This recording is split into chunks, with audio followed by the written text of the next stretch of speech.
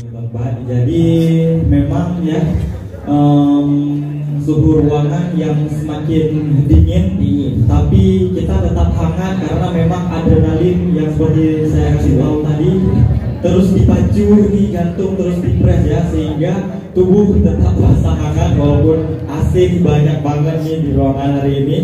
Ya memang begitulah suasana final, tidak ada yang tahu, dan apapun nanti hasilnya semoga nantinya sama-sama kita harapkan nilai yang terbaik buat kita semua gitu. Oke, jadi sepertinya sudah pada siap teman-teman dari gerak dasar tari kelompok 2. Baik, hadirin tamu yang berbahagia, kita sambut.